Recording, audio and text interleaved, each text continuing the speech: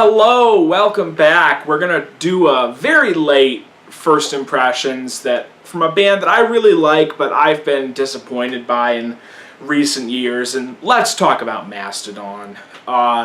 Mastodon are one of my favorite bands of the whole 2000s. I mean, the circles I move in nowadays aren't very favorable to heavy metal, so I don't talk about them as much as I might, but they're definitely my favorite heavy metal band of the decade, and they're in my top 5 as far as like bands that made albums that I love from the decade, because they made my second or third favorite album of the entire decade at the very end.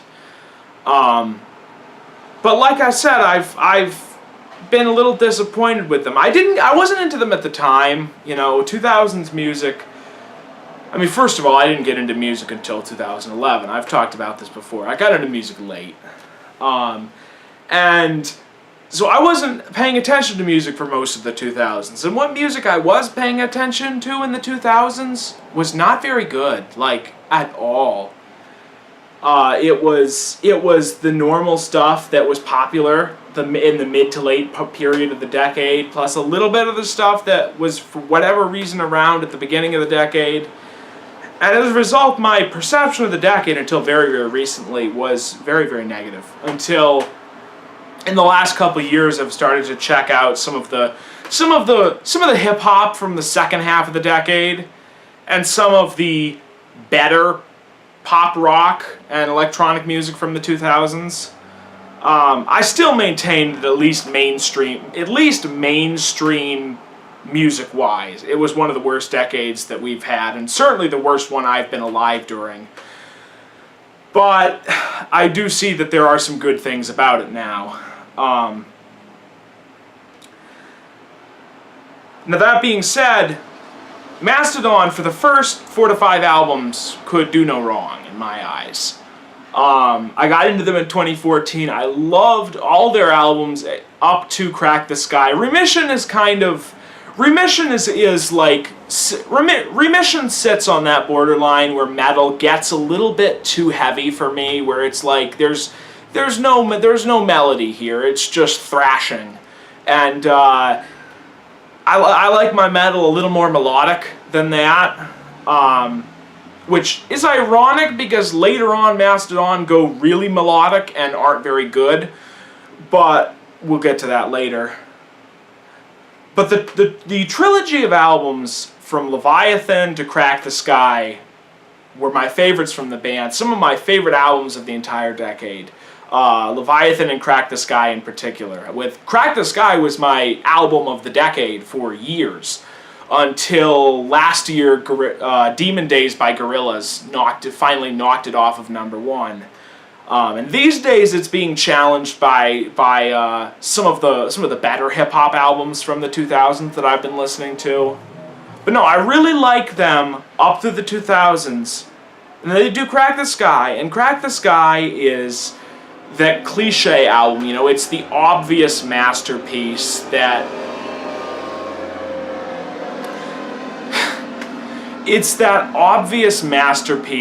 a band always has trouble following up. And once they did Crack the Sky, which I can't recommend enough, it's this great, almost prog metal concept album about like astral projection and weird stuff like Rasputin and weird stuff like that. But it's like prog metal, but it's not prog metal. It's metal doing vaguely progressive stuff. It's not a band setting out to be like, we're gonna be Yes or we're gonna be Genesis. It's guys who like prog incorporating elements of that into their music, because I don't like prog metal as a genre. I don't think it's very good. I think it's most of it is just tired and boring.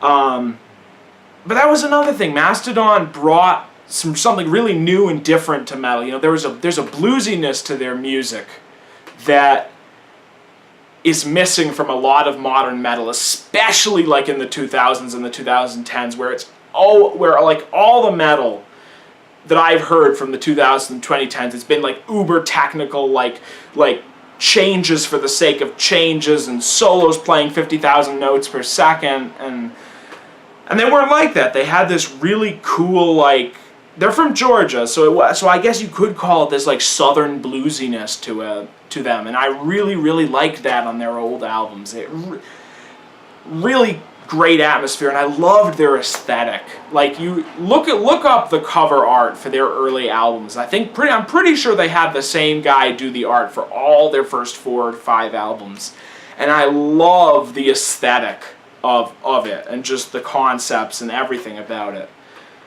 But they do Crack the Sky, and Crack the Sky is the big one, the masterpiece. We took 3 years off. We took 3 years off. We took 2 more years than we normally do to make an album, and we made something huge and something really special, something really personal.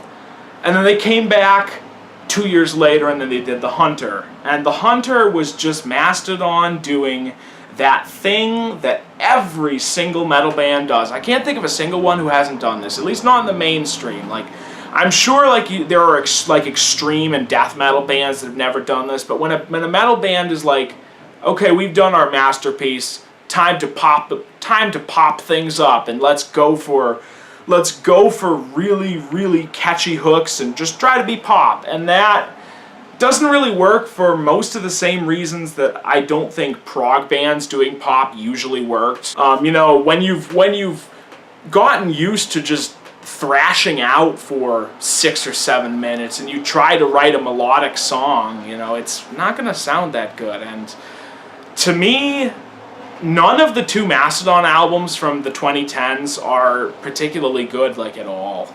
The Hunter is just odd. Like, I'm kind of happy I didn't get The Hunter in real time, because, like, I probably would have been really mad at it. Their last album, Once More Around the Sun, was one of those albums that I was in denial about it for a long time, and I took down my original review because I recognized that. Because in my original review I say, like, I think I like it, I think it's good. I've changed my mind about that. I don't like it, like, at all anymore. I think it's really like inferior to any of their old albums, and I don't think I've listened to it since 2015, honestly. The other thing that's hard is that about 2 weeks after I got that album, I broke up with my ex, and that was really rough, and that affected a lot of, like, there's a lot of music from that era I can't even listen to anymore. Like, I liked Muse. I liked the 2 Muse albums from the 2010s, like, a lot of people don't. I really liked The Second Law, and I liked Drones, but I cannot listen to either of those albums anymore because it just brings me straight back to when I broke up with my ex, and it's just not good. Once More Around the Sun gets a little bit of that too, but I didn't like it.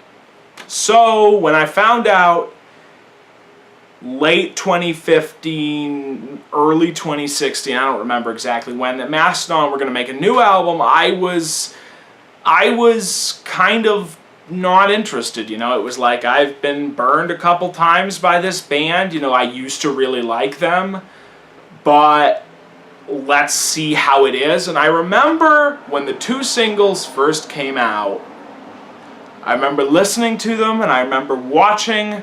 A friend of mine made a video on them, and he said about what I'm going to say now, and that the 2 singles were whatever. It did not give me high hopes for the album. One of them was good, one of them was not so great. The album came out, I listened to it, I wasn't sure what to say about it. That was when I didn't think I was ever going to do any of these videos again. I've obviously changed my mind since then. But recently I've been listening to it a lot, and The Emperor of Sand. I really like this album. I mean, don't get me wrong. It's no Crack the Sky, it's no Blood Mountain, it's no Leviathan, but it's way better than the last 2 albums. They brought back more of what they had on their earlier albums and did less of what they've been doing on their more recent albums. Because, you know, like, that melodic sound is still there a lot of the time, but it's either... But there's less of it, and when it's there, it's better integrated into the songs than it's been on the last couple albums. Like, the last couple albums just kind of feel like Mastodon trying to do melodic pop metal and just not being very good at it, whereas this is a pretty welcome return to form. I mean, I wouldn't say that I love it. I mean, I'm really excited for the follow-up whenever it happens, however many years later, because if they continue in this vein, they could be way better than they've been for a long time. But as it is, like, there are songs on here that sound straight off of Once More Round the Sun or straight off of The Hunter, and those are the songs I don't really like. Like, let me bring it up on the computer. I don't have the CD. I've listened to it several times over the last... I've listened to the album on the internet several times over the last week, but I have yet to get the CD. Show Yourself is one, and I think... What is it? It's maybe...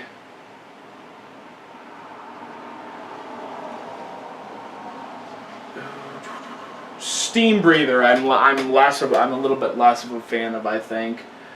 Neither of those songs are bad though. They're both pretty good. It's just they felt more like that pop metal sound, that kind of pop metal sound. Because I don't want to say it's pop metal because it's not whatever the current pop metal shit is. It's just them trying to be melodic. But the longer songs on here are really good. Like I do really like Sultan's Curse. Precious Stones is good. Roots Remain is very, very good. And then Jaguar God is fantastic. Really, really like that song. Overall, you know, I like it a lot. It's better than they've been for a long time. Where does this sit in the albums I've heard this year? It's hard to say, because I've really only heard a couple. I've heard